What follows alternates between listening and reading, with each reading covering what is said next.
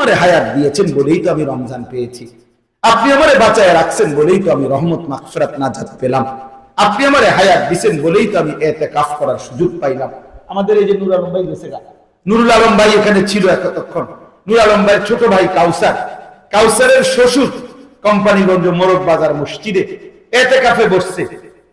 চতুর্থ দিন ইতিকাফের উনি শরীরের মধ্যে অসুস্থতা ব্যথা অনুভব করতেছে, হাসপাতালে নিছে, ইন্তেকাল করছে। কি নাকি কোন চতুর্থ দিন না সেলিম ভাই? চতুর্থ দিন হবে, তৃতীয় বা চতুর্থ দিন ইতিকাফে ঢুকছে। এটা ইতিকাফ অবস্থায় হসপিটালে নিছে, আর মসজিদে ফিরে আসে নাই, কবরে ফিরে গেছে, কবরেই চলে গেছে। তাইলে আমার বন্ধু, আল্লাহ পাক রব্বুল আলামিন আমাদেরকে হায়াত দিয়েছেন, আল্লাহ পুরাটা মাস বাঁচার তৌফিক দিয়েছেন আমাদেরকে। বিনিময়ে যে আল্লাহ এত বড় দয়া করলেন, ওই আল্লাহকে ঈদের দিন মানে রমজান শেষ হবার পর প্রথম দিনে এভাবে বৃদ্ধাঙ্গুলি দেখানো, আমার এটাই কথা শেষ আজকে। এটা কেমন ইনসাফ আমার মাথায় ধরে না, আমি বুঝি না বাপ, আমি বুঝি না। এই জন্য বাপ তোমরা যা এই কয়জন ছেলে পেলে আসো, তুম করে কমপক্ষে বলি ভাই, এত বড় নাফরমান কেমনে হইল? ঈদের দিনে যাদের কপালে একটা সেজদা জুটলো না, ঈদের দিনেও যাদের কপালে আল্লাহর একটা গোলামি জুটলো না, আহ, তোমরা 16 বছর 18 বছরের ছেলেটা রোজা তো রাখছিল, তাহলে তোমার রোজা তোমার উপরে কি প্রভাব ফেললো? তোমার তারাবি তোমার উপরে কি প্রভাব ফেললো? কি প্রভাব ফেললো? এই জন্য ইনসাফের সাথে এইটাই আজকের বক্তব্য। আল্লাহ তাআলা বলছেন এটা, ওয়ালিতুকাব্বিরুল্লাহ আলা মা হাদাকুম, রমজান পরবর্তী ঈদের দিন আমার তাকবীর বলো, আর ওয়ালাআল্লাকুম তাশকুরুন, পুরাটা জিন্দেগি আমার শুকর আদায় করতে থাকো, কারণ আমি তোমাকে দয়া করেছি, আমি তোমাকে রহম করেছি, আমি তোমাকে ইহসান করেছি। এজন্য কৃতজ্ঞতা, কৃতজ্ঞতা আল্লাহর প্রতি কৃতজ্ঞ হওয়া, এটা রমজানের শিক্ষা। রমজানের কি শিক্ষা? আচ্ছা, এই জন্য রাসূলুল্লাহ সাল্লাল্লাহু আলাইহি ওয়াসাল্লাম বলছেন এবং নিয়মিত আমল করছেন, রমজানের পরে এই শাওয়াল মাসে নবী সাল্লাল্লাহু আলাইহি ওয়াসাল্লাম 6টি রোজা রাখছেন, যেটা শাওয়ালের 6 রোজা বলে। আমার শায়েখ আল্লামা মুফতি মুশতাকুন নবী কাসিম হুজুর এটা বলছে হুজুরের বয়ানেও, যে এই যে আল্লাহ যে বলছে বান্দা তুমি শুকর আদায় করবা রমজান পেয়ে, তো বান্দা যেন শুকর আদায় করছে প্র্যাকটিক্যাল আরো 6টা রোজা রেখে।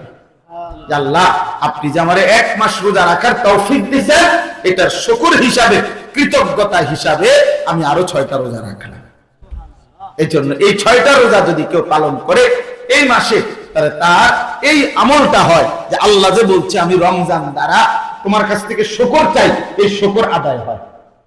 আচ্ছা, আরেকটা বিষয় হলো, হাকিমুল উম্মত মুজাদ্দিদুল মিল্লাত হযরত মাওলানা শাহ আশরাফ আলী থানভী রাহমাতুল্লাহি আলাইহি বলেন, হাদিসের বক্তব্য এটা, আল্লাহ যখন কোনো বান্দার আমল কবুল করে, তখন আল্লাহ ওই কবুলের একটা চিহ্ন হইল, আল্লাহ ওই আমলটি তাকে পুনরায় করবার তৌফিক দেয়।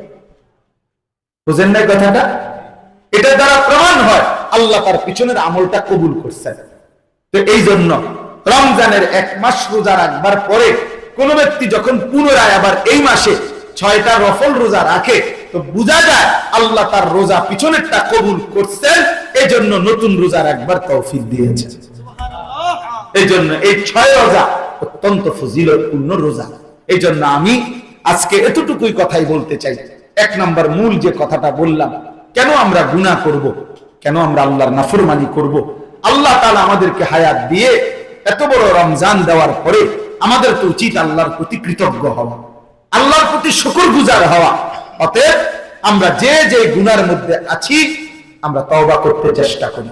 প্রিয় সন্তানেরা, যুবকেরা, কিশোররা, বিশেষ করে তোমরা ভাইয়া, তোমরা আল্লাহর নাফরমানি থেকে ফিরে আসো।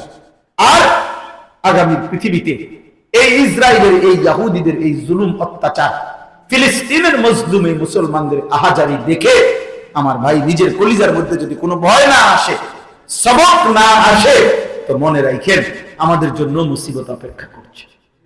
এই অব্যাহত গুনাহ, এই লাগাতার অস্থিরতা, এই লাগাতার বেহায়াপনা, একদিন আমাদের উপরেও বড় সড়ো মুসিবত আসবে, আমাদের উপরেও বড় সড়ো মুসিবত আসবে।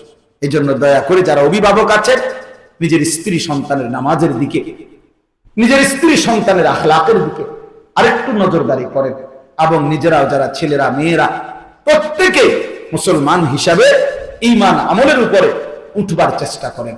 আল্লাহ তাআলা আমাদেরকে তৌফিক দান করেন। আল্লাহ তাআলা আমাদেরকে প্রত্যেককেই আল্লাহ তার শুকরওয়ালা কৃতজ্ঞ বান্দা হওয়ার তৌফিক দান করেন।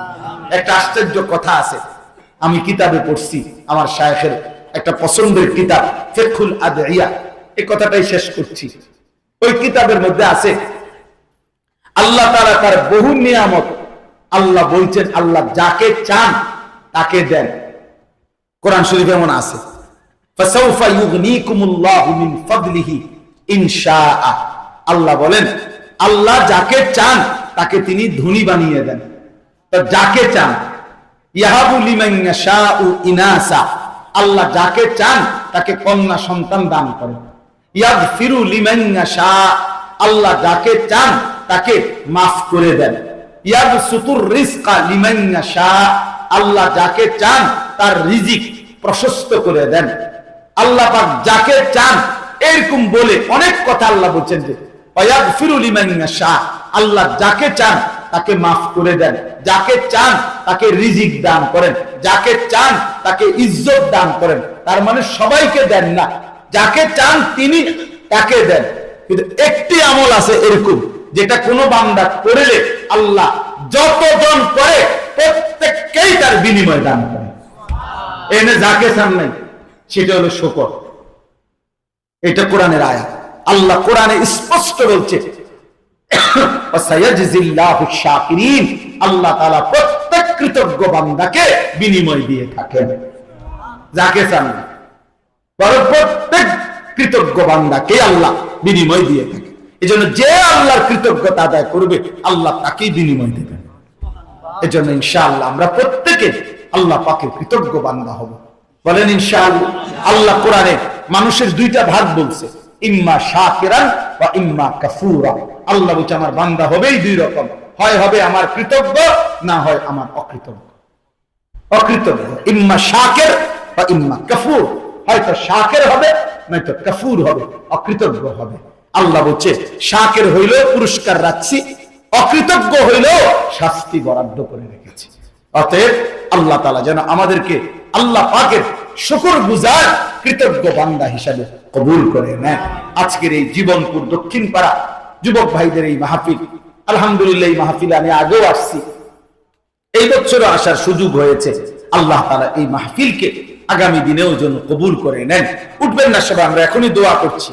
দোয়ার আগে একটা বিশেষ আবেদন হলো, মসজিদের দোতলার কাজ শুরু হয়েছে, আমরা যদি প্রত্যেকের সাধ্য মতো